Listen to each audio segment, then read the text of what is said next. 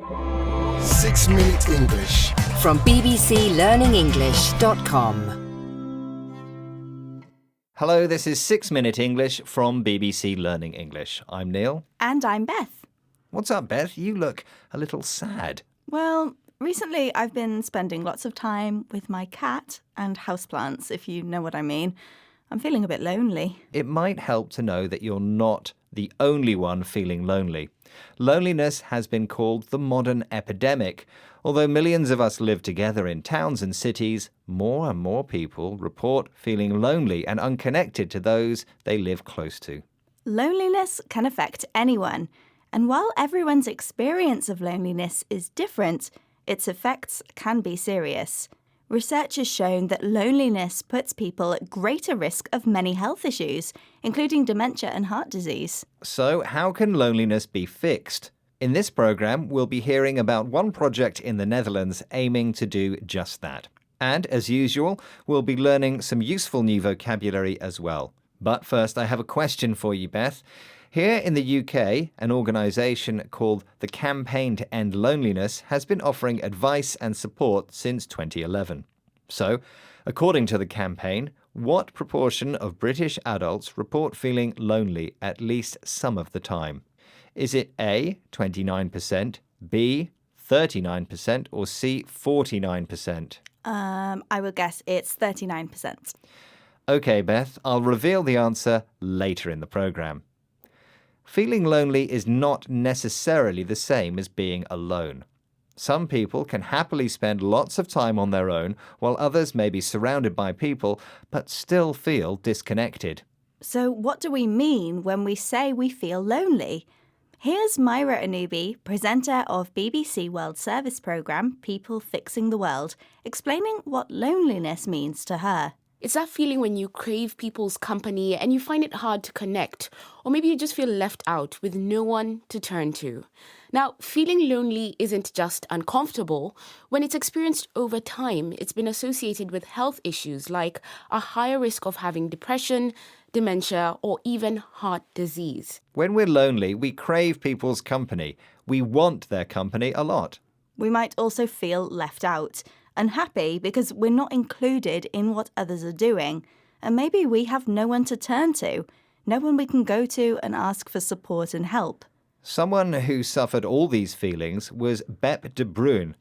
In 2013, Bep, aged 74, was found dead at her home in Rotterdam in the Netherlands. Her death wasn't suspicious, but it shocked the whole country because it turned out she'd been dead for 10 years. Bep had lost contact with her only child and kept to herself in her apartment. So when she died sometime in 2003, no one realised. Bep's tragic story inspired a national campaign to combat loneliness, including one project called Oma's Soup, a kitchen bringing lonely elderly people together with school children and students to make soup.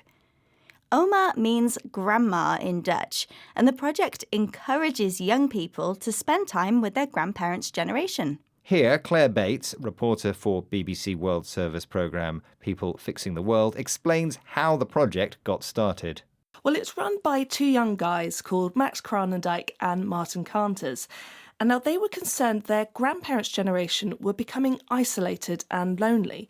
And meanwhile, they had lots of student friends who had free time. So they thought, why not try to bring these two generations together through making soup? Oma's Soup was started by Max and Martin, two local guys, or men. They wanted to involve their student friends because they had lots of free time when they do not have to work or study and can do what they want. Max and Martin found the perfect way to help elderly people who felt lonely by bringing them together with students. If you bring someone together, you help people or groups to become friendly or to do something together, especially something they wouldn't usually do, like make soup. Oma's Soup has been a big success and has spread to other cities across the Netherlands, including Rotterdam, the hometown of Bep de Bruin, making her tragic death the spark for something much more hopeful. I think it's time to reveal the answer to your question, Neil. Right, I asked you what proportion of British adults report feeling lonely at least some of the time. And I said it was 39%.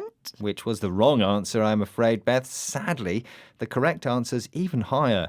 49% of adults, that's around 26 million people in the UK, making it even more important to reach out and connect with others. Okay, it's time to recap the vocabulary we've learned in this program, starting with the verb crave, to have a strong wish or desire for something. If you feel left out, you're unhappy because you've been excluded from something. To turn to someone means to go to someone and ask them for help or support. A guy is an informal way of saying a man. Free time, also called leisure time, is time when you do not have to work or study and can do what you want. And finally, the phrasal verb to bring someone together means to help people or groups become friendly or do something together, especially if they usually don't. Once again, our 6 minutes are up. But if you're feeling lonely, remember you're not alone. So reach out by joining us again next time here at 6 Minute English. Goodbye for now. Bye. 6 Minute English from bbclearningenglish.com.